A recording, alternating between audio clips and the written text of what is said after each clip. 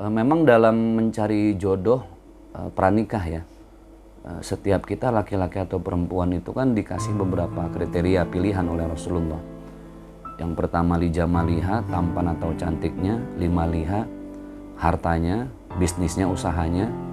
Kemudian li nasabiha, silsilah nasab dan keturunannya. Yang keempat ini yang paling penting adalah lidiniha, agamanya.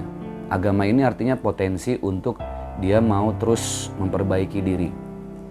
Maka dari itu fasfar bidzatiddin taribat yadak. Kata Rasulullah, kalau berlandaskannya pada agama, insya Allah itu jadi maslahat. Maka seorang istri yang sudah meminta maaf atas kesalahannya, kewajiban sebagai seorang muslim lah, bukan sebagai suami kepada istri, tentunya memaafkan. Tapi dengan beberapa pertimbangan dan catatan-catatan yang harus digarisbawahi.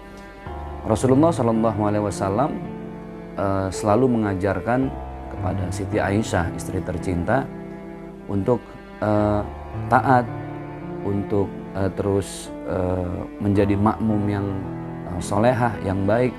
Ini kan satu prototipe rumah tangga yang patut kita contoh ya.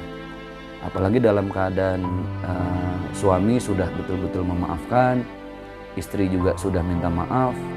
Jadi ini satu hal yang menurut saya jadi pelajaran buat kita semua. Tidak ada hal yang bisa membuat rumah tangga itu menjadi utuh, menjadi sempurna, kecuali ketika dia mengembalikan kepada nilai-nilai agama. Itulah kenapa Rasulullah bilang yang terpenting dalam berumah tangga adalah agamanya.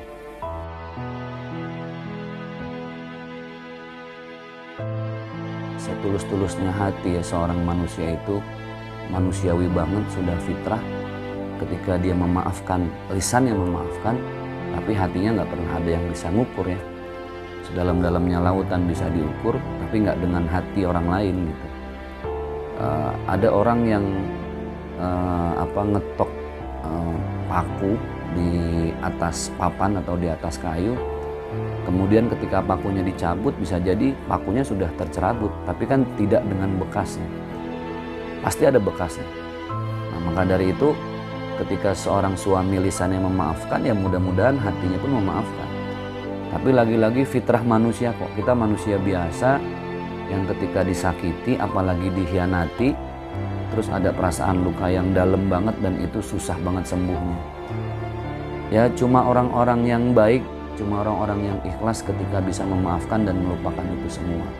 Sekali lagi kita nggak pernah tahu ketulusan orang seperti apa. Keikhlasan dan ketulusan itu bukan hal baik yang cuma bisa dilakukan oleh orang-orang secara casing agamanya kuat, para ustadz, para kiai, para habib, enggak. Kita nggak pernah tahu ternyata banyak suami yang ya pekerjaannya mungkin dia biasa-biasa aja, cuma tukang parkir, tukang pungut sampah, karyawan kantor. Tapi keikhlasan dalam memaafkan seorang istri itu betul-betul dahsyat dan dalam, bahkan lebih ikhlas dari orang yang kelihatan mengerti agama. Jadi sekali lagi kita nggak pernah tahu. Ini jadi pelajaran buat kita para suami termasuk saya. Menjaga seorang istri itu sebuah kewajiban ya. Ada kalanya memang proteksi. Ini bukan lebih ke posesif ya, tapi ke proteksi seorang istri itu harus. Bagaimana diawasi, kemudian komunikasinya dengan siapa, dilihat juga teman-teman lawan jenisnya siapa aja, sebaliknya pun sama. Maka watawassaw bil haq watawassaw bis sabr itu satu konsep yang sangat ideal banget dalam berumah tangga. Saling mengingati dalam hal kebenaran dan saling ingetin dalam hal kesabaran.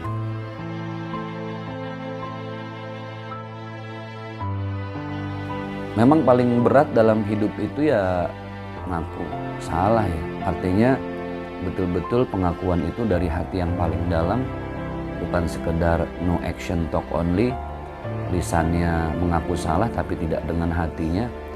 Ya orang gini nggak dapat apa-apa. Apa sih artinya permohonan maaf cuma lewat lisan kalau nggak dari hati? Kan yang terpenting itu generator kita sebagai makhluk Allah ini ya hati gitu, mesinnya tuh hati. Jadi kalau hatinya bersih, hatinya ikhlas, semuanya ikut bersih. Sebagaimana yang disabdakan oleh baginda Rasulullah SAW, ada satu gumpal darah atau daging di dalam jiwa manusia, dalam diri manusia, yang kalau dia betul, dia bersih, idza saluhat saluhal jasadu kullu, semua anggota tubuh ikut bersih. Wa idza fasadat fasadal jasadu kullu. Tapi kalau hatinya rusak, semua ikut rusak. Ala wahyal qalbu. Salah ting, karena ini potong aja. Dan itulah yang disebut dengan hati, sesuatu yang sangat penting dalam hidup. Makanya jangan terlalu meletakkan pasangan di dalam hati, bakal sering sakit hati. Segala sesuatu yang bersifat duniawi kalau bisa di luar hati, di hati cuma ada Allah. Jadi ketika disakiti, dizolimi, dikhianati, kembalinya ya kepada Allah.